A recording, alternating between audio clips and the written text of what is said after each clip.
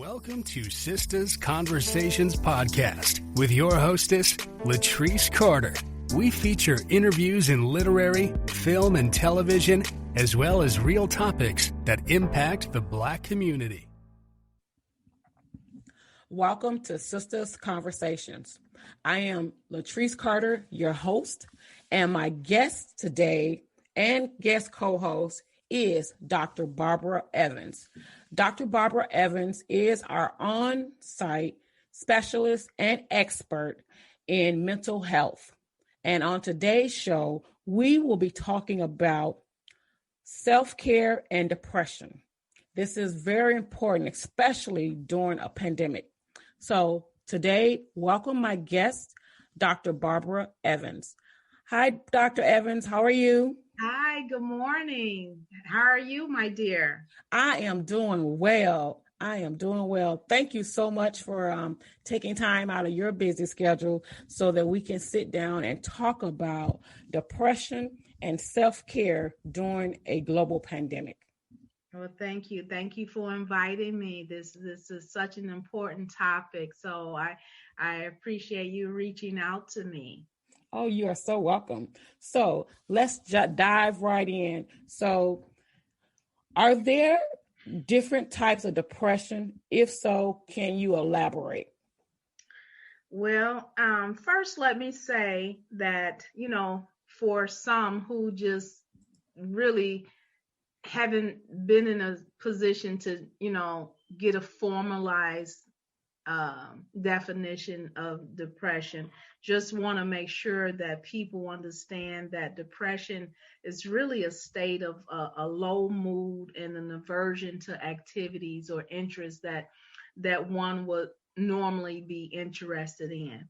And so depression, it can affect a person's thoughts, their behaviors, motivations, feelings, and a sense of well-being. So with that said, yeah, there are different types of depression, and I'm going to name a couple. Pretty much everyone is familiar with major depression. We hear that all the time. And major depression is having a feeling of being depressed most of the time and for most of the days of the week. So if you're sad, if you're down all the time, and then at least 3 or 4 times during the week, we would consider that major depression. There's another type that's called persistent depressive disorder, and that's where you have depression that lasts for 2 years or longer. Okay, yeah, 2 years or longer. There's bipolar disorder. Many people are familiar with that. It's also sometimes called manic depression. So people are familiar with those terms. And this is where a person has mood episodes that range from the extremes of very, very high energy to very low depressive states. So they're up, they're raring to go, they're energized, and then they come down and they can barely get out of the bed. That's what we would consider bipolar disorder. You have the seasonal affective disorder, and that's a major depression that happens mostly during the winter because we have shorter days and we have not as much sun outside. So you're getting less sunlight. So usually it goes away with the onset of spring and summer. You have psychotic depression, and here's where a person, they have the symptoms of major depression along with psychotic symptoms such as hallucinations, delusions, and paranoia. Okay. People are familiar with postpartum depression. Okay, so we've heard that term a lot. And this is where women experience major depression in the weeks and months after childbirth. Okay, so that's postpartum. And I experienced that. Oh, okay. Did you? Okay. Yeah, Yeah. yeah. How many weeks would you say after the baby? Um, I think she was probably like probably between weeks 2 and 3 after my daughter was born. I went through the Okay. postpartum depression. I was crying. I literally was sat in a corner and cried. And my doctor talked with my doctor about it because I felt like I was all alone, but I wasn't. Yeah. And it was and my doctor said, you know what, you're going through a mild case of postpartum depression. And she didn't put me on anything. She told me to use to utilize my support, which was my Yeah. family. And my family stepped in. My aunt came and stayed. I mean, big difference, because Yeah. new mom, and you got this little baby that's crying all the Right. time. It can be so overwhelming, Mm-hmm. such an overwhelming and bigger than life experience that one you just don't know what to do. So yeah, okay. We have another one that's called premenstrual dysphoric disorder. And that's where, just like it kind of indicates, women have depression and other symptoms at the start of their periods, at the start of their menstruation cycle. And so that's as evidenced by mood swings, irritability, anxiety, fatigue, trouble concentrating, and feelings of being overwhelmed. Okay, and so of Mm-hmm. course, that will go away once the cycle has ended. And so that's pretty much. There's another one people also may be familiar with, which is situational depression, and that is the onset is with some type of situation or stress that happened, and when the stressor is relieved, the depression is gone. So yeah, Okay. those will be your different types of depression. Okay.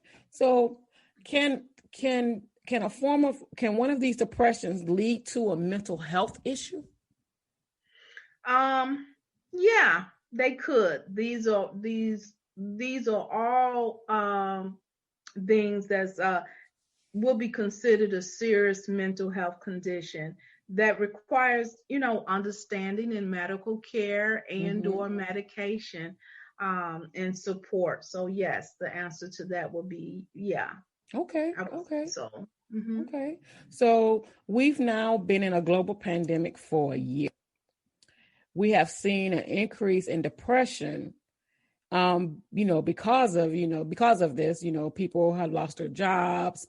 People are, just not adapting to the new norm, the new way of living right now. How can one find better avenues to help cope or minimize depression? Well, you know what? That's a great question, and I know people uh, everywhere have been asking this question in the last year, and a lots of times they seem to be really surprised at the answer, at the response, but it's really so simple, but not. It seems simple, but not. Mm-hmm. And the very first thing you would need to do is just to tell someone. And I know that seems so simple. Like, why didn't you just tell someone? Mm-hmm. But it's just very hard to let people know that you're going through this experience. You second guess the experience, like, why is this happening to me? Or is this even happening to me? Mm-hmm. And so I would encourage, tell someone, set up an appointment with your primary care physician, your doctor, and let them know that's what's going on with you. It's just sort of like what you said you did. You made an appointment with your doctor. You told your doctor what was going on with you, what you were feeling. and let the doctor support you and assist you. You could tell a friend, you can tell a family member, and if you don't have any friends nearby, if you don't have any close family members, you can just call the crisis unit directly or go to a hospital. But the first step, Latrice, is an action step, and it's going to, in this case, it's got to be the sole responsibility of the person, because otherwise, how can you get help if no one knows that you need help? Absolutely. Yeah. Gotta talk to someone. Gotta tell somebody. Yeah, you have to. Mm-hmm. So, what are signs? What are some of the signs that someone is depressed? Okay, well, yeah, that's a good question, and I wanna say this: just having one or two signs doesn't mean that you're a person with depression, okay? Mm-hmm. But it's a combination of things that I'm gonna be naming off. So it can happen in the area of your mood, such as anxiety, guilt, hopelessness, loss of interest. Your behaviors, you could become easily agitated. And like you said, excessive crying, people identify with that a lot. Social isolation, that's something that we've all pretty much been experiencing in the last year, and restlessness. With regards to a person's sleep, a person may suffer from insomnia. Mm-hmm. Or they may get a good night's sleep, but also suffer from excessive sleepiness. Mm-hmm. A lot of times, people that suffer from depression, they're waking up early, they're going to bed early, but they're also waking up early. So they may go to bed early, and then they may wake up at 3 or 4 in the morning and cannot get back to sleep again. Mm-hmm. Okay. And then also, there's a whole body experience where you can experience something like excessive hunger, fatigue, or on the other extreme, a loss of appetite. Cognitively, a sign is having a lack of concentration, trying to read a book and you're still on the same page and an hour has passed by. Mm-hmm. Having thoughts of suicide, and also repeatedly going over the same thoughts, just kind of thinking about the same thing, no matter what, you're always going back to the same thought. And also something that's common is either weight loss or weight gain. Mm-hmm. All of those and a combination of those could be clear indicators of depression. Absolutely. Because I remember when I first got diagnosed with breast cancer, mm-hmm. I experienced a combination of those symptoms. Where when I first got diagnosed, I would come home and lay on the couch in the same spot in a fetal position, and just lay there, just nothing on, no television. And I was sad and I would cry and just started to feel angry and empty and alone. Yeah. And I remember when you came over and we were like, we got to talk about this. Yeah. Because I was in that same spot, and I thank God for my tribe of women that was in my corner, like yourself. You guys talked to me, you spent time with me, you let me know I wasn't alone.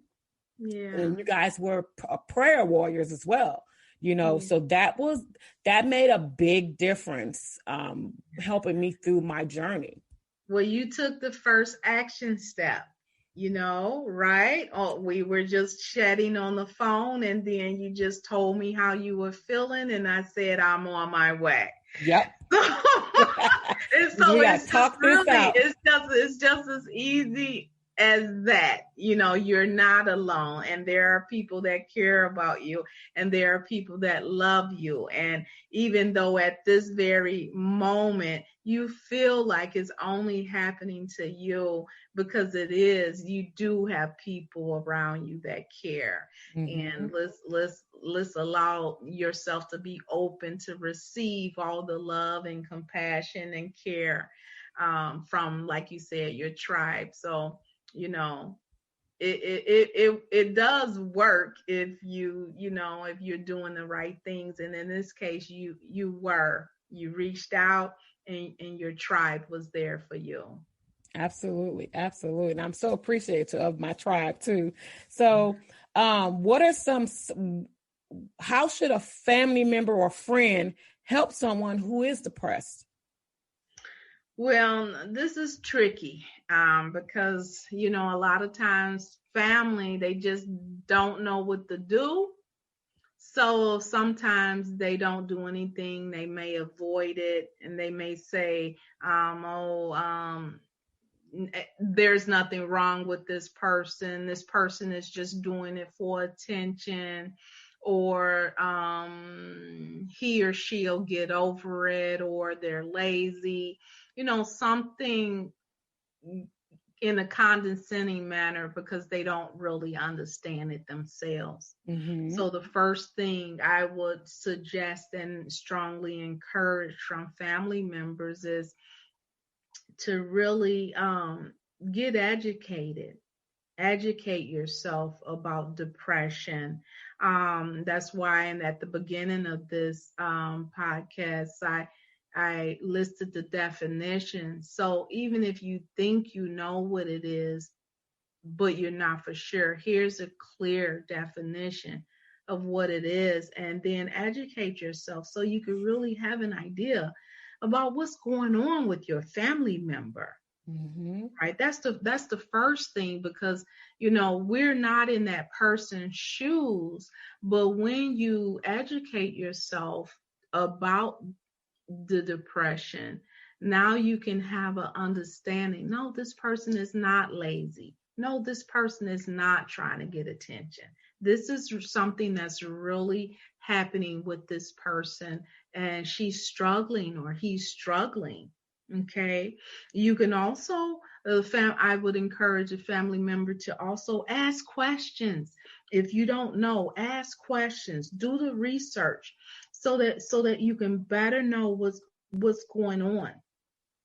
A lot of times our family members, they themselves don't even know what's going on with them, or they're just not in a position where they're going to volunteer the information. They're not going Right. to just voluntarily give you all the ins and outs, because there's a lot of shame around just not being able to pull yourself together.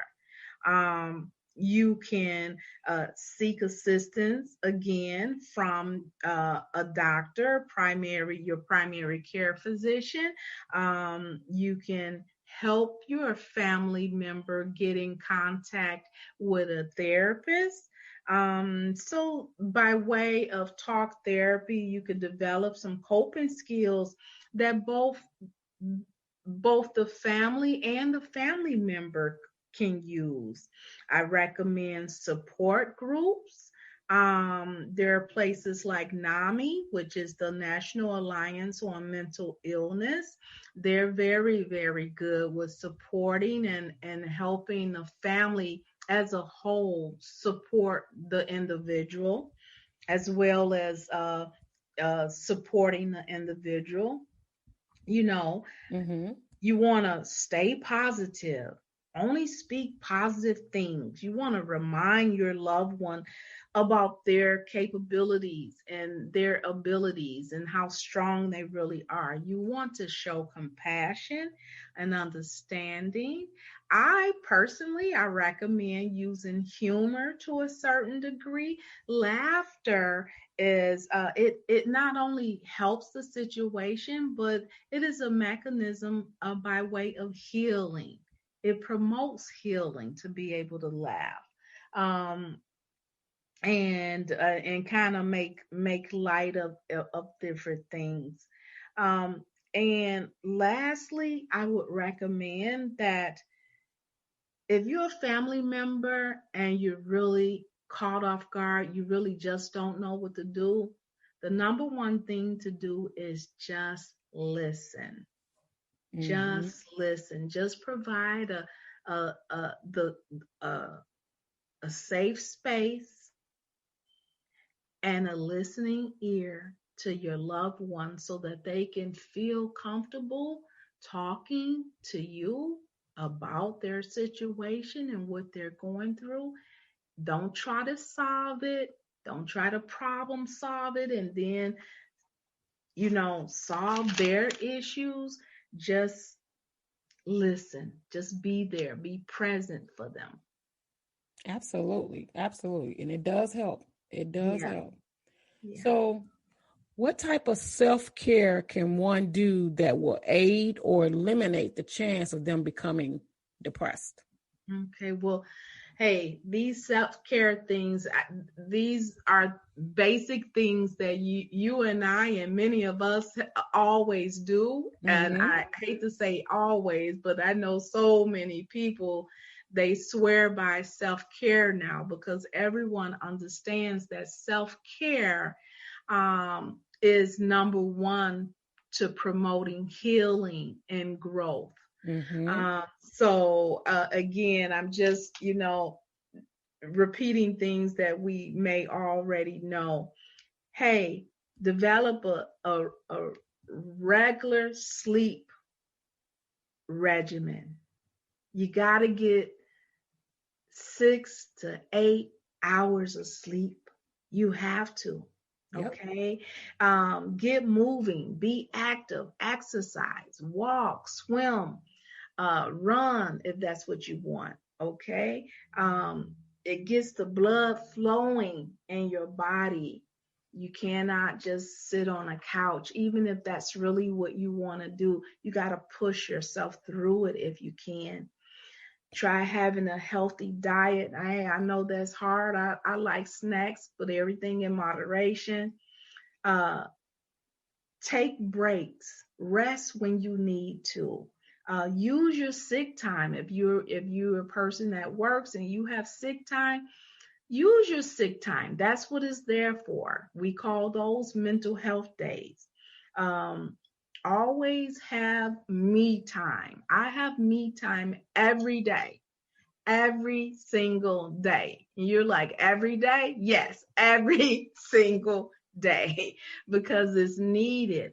And in my me time, I do things just for me, concentrating only on me, such as meditating, yoga, prayer, um, you know, um, anything that promotes health and healing.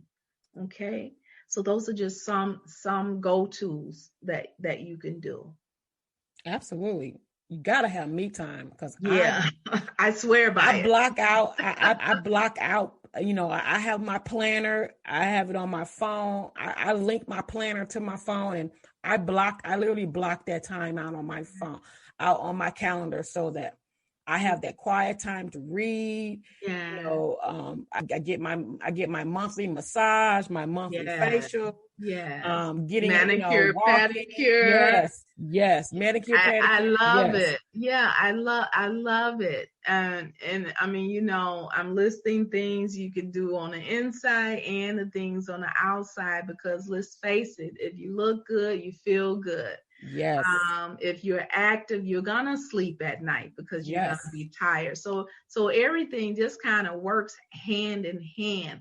Like I said, you can get together as much as you can nowadays in small groups, maybe 1 or 2, 3 persons face to face, social distancing, of course, or for coffee, Yep. maybe, something. And or Zoom has become so popular where you don't have to feel like I've got a joke and I have no one to tell it to, like, no, hey, this is my friend. I want to see my friend. I want to share with my friend. Those are all self-care things. Absolutely. We need contact. We need human contact. And if we can't physically touch, which is very, very important, the notion of physically touching one another through hugs and then smiles, we will have to do it virtually. Yep. Absolutely. Absolutely. Now, what type of psychological impact have you seen with COVID-19 as it relates to mental health and depression? Yeah. This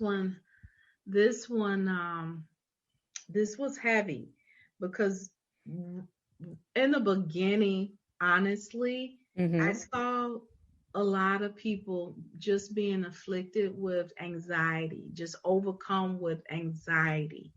And we know that anxiety equals fear. And with the onset of COVID-19, it was so many unknowns that people's anxiety levels was very, very high. And then as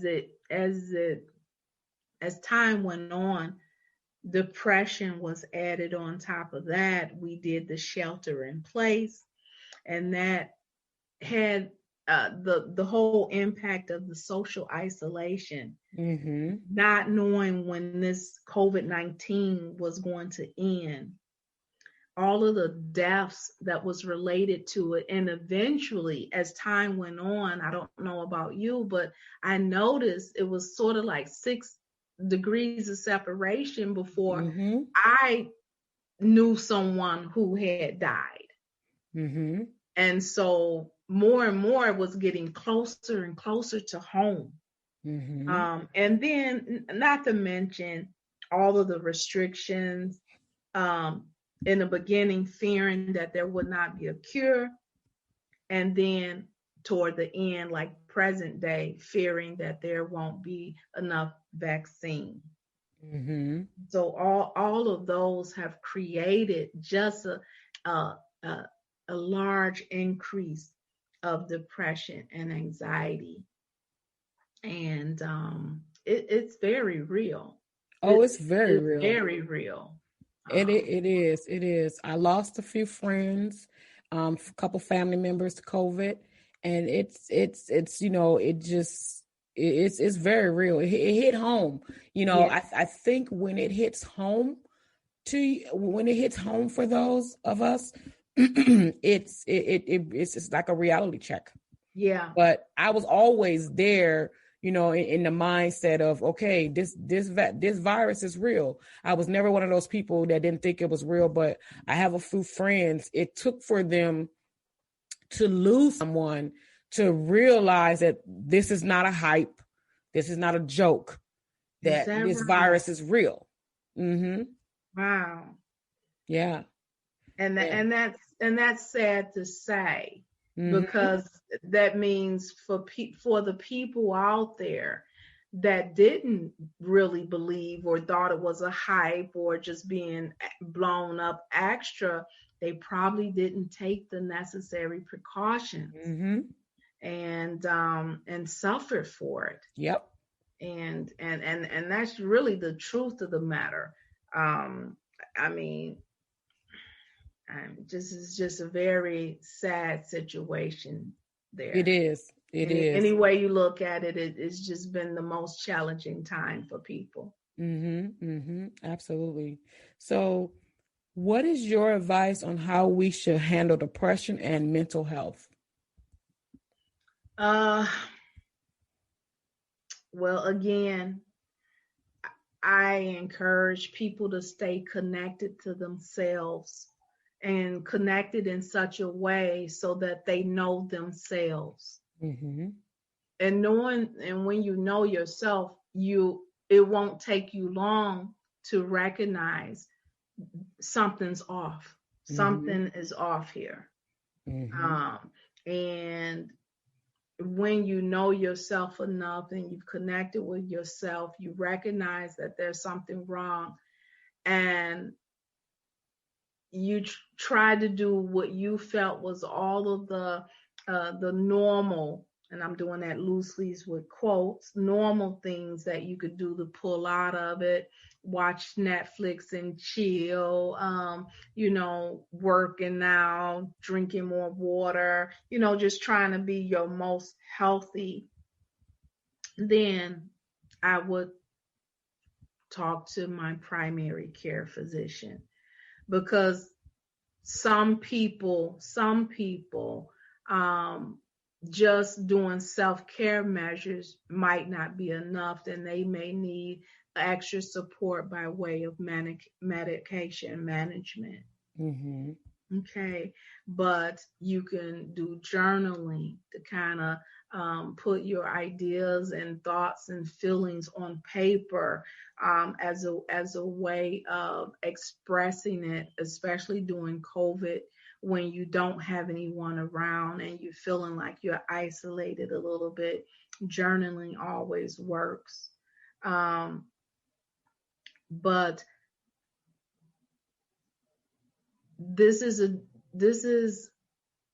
a illness that has always, you have to take it seriously. You have to take mental health seriously, mental health issues seriously. And family members have to be open to hearing how your family member, your loved one is feeling, and so that they need the support and go together, make the calls together, so that the person won't feel alone and that they can get the support that they need. Absolutely. Absolutely. Especially in the Black community, where we don't deal with mental health too well. There's that stigma, is that there's a stigma in the Black community that, we don't go sit on nobody's couch. Right. We just, we handle it our way, but Yeah. our way doesn't work. By keeping it in the house, don't tell your business out. And yes, I'm familiar with all of those ways.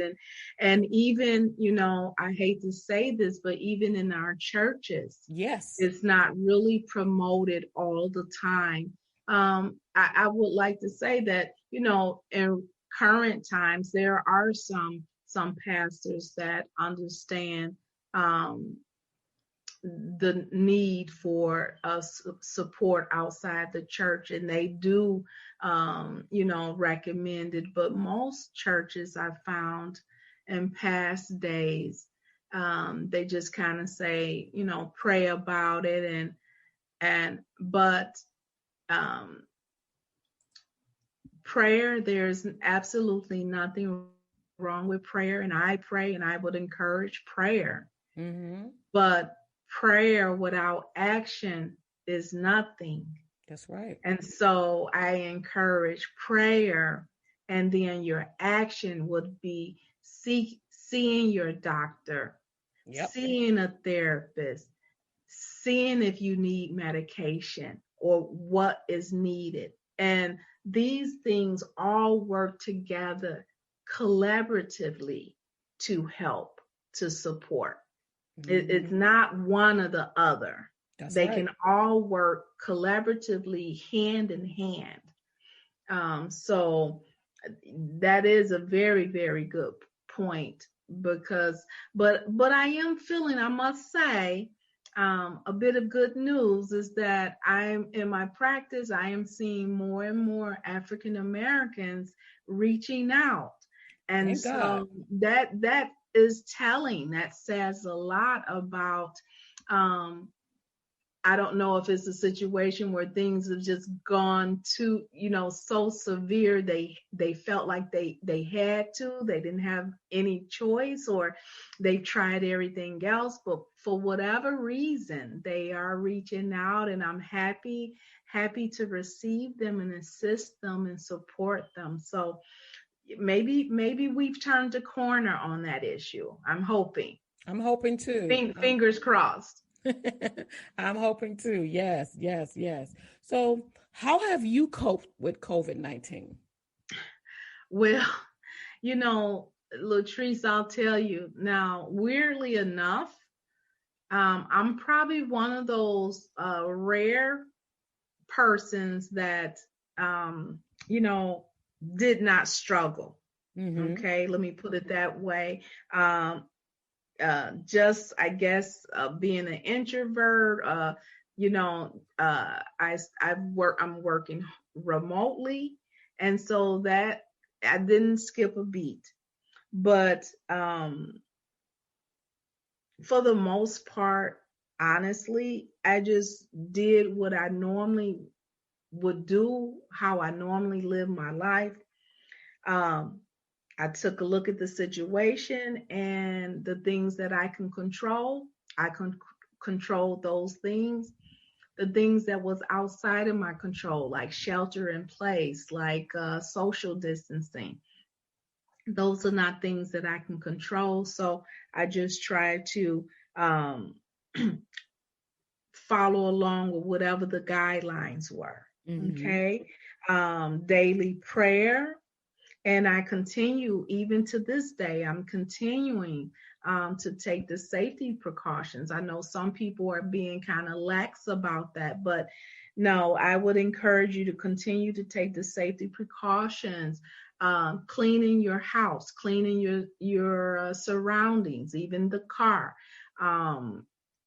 wiping down everything, wearing your mask and making sure you have a clean mask, washing your hands. Mm-hmm. I know it seems like a lot, but those are the precautions. And I will tell you, honestly, this whole year, I have not had a cold. I have not gotten sick. I have not even had the sniffles. So I think it's working. Okay. Mm-hmm. Another thing, believe it or not, like I said, that's helped me cope with the COVID-19 is that I continue to support others. So I didn't really focus that much on myself and how this situation may be too challenging to me, but I turned my attention to things and people outside of me and continue to support others. I did my daily self-care. And like I said before, I'm maintaining a healthy diet and a workout schedule. And I always try to concentrate on things that make me feel good, like a bubble bath or walks in the park. These are all things you can do alone.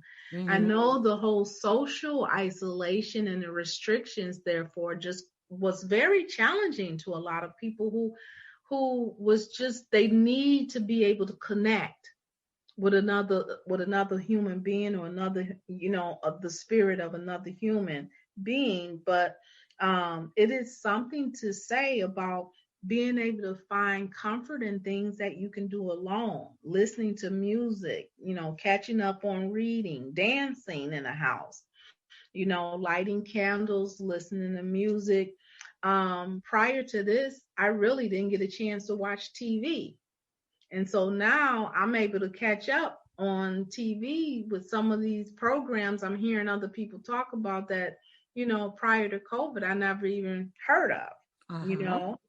Um, always have your me time. And believe it or not, I was one of those, I took a vacation.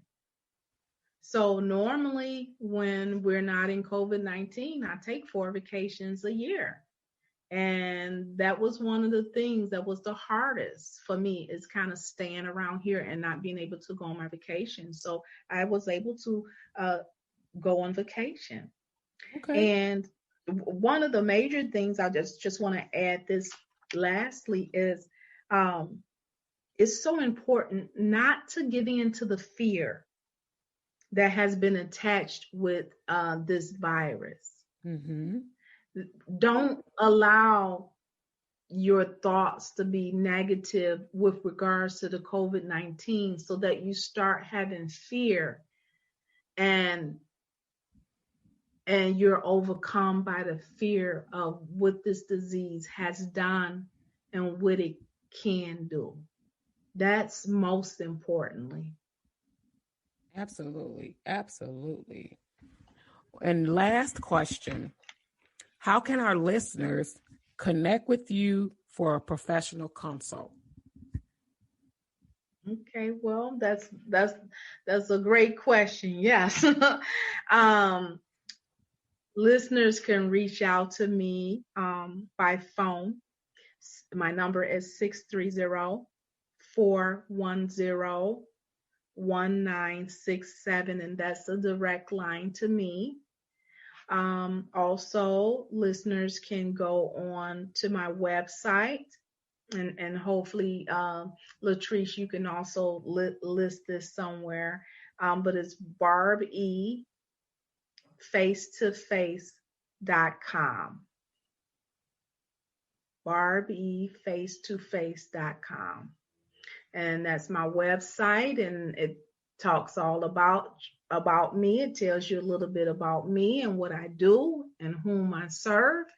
And if you're interested, you can reach out through me to me through my website, make a referral, and I will definitely get in touch with you, and we can chat a while.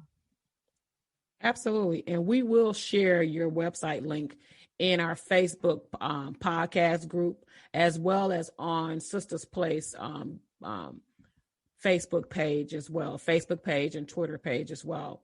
We'll make sure that information is available for our listeners to go ahead and check out your website and reach out to you. If you got questions, you guys want to talk to her about mental health, you want to schedule some time to talk with her, go ahead, go to her website.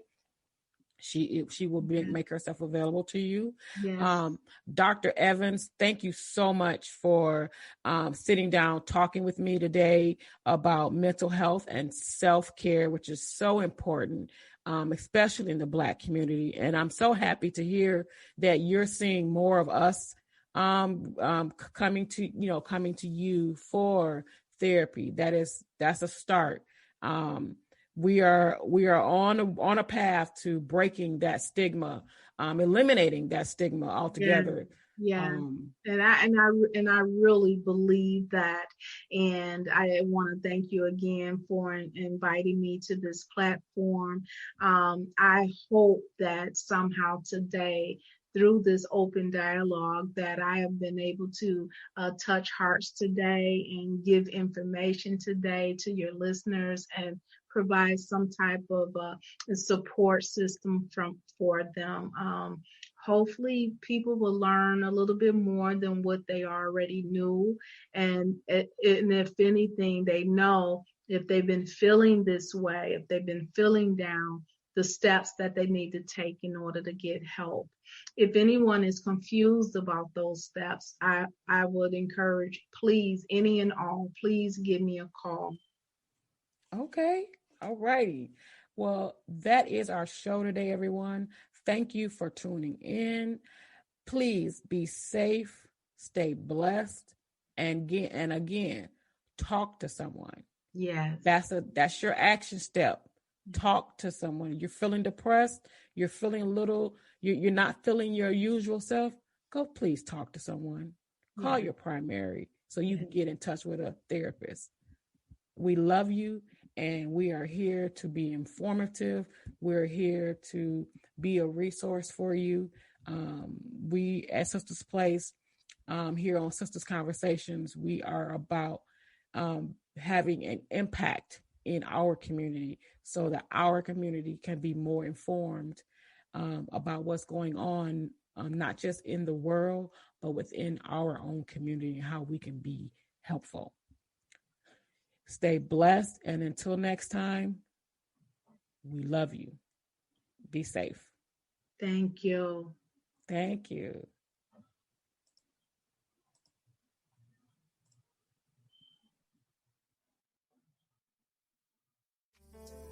Thanks to our special guests for joining the show today. Be sure to follow us on your favorite streaming channel so you don't miss a show. We can be heard on Spotify, Apple, iHeartRadio, Spreaker, and YouTube at Sisters Place. Visit our website, www.sistersplace.com, to learn more about us.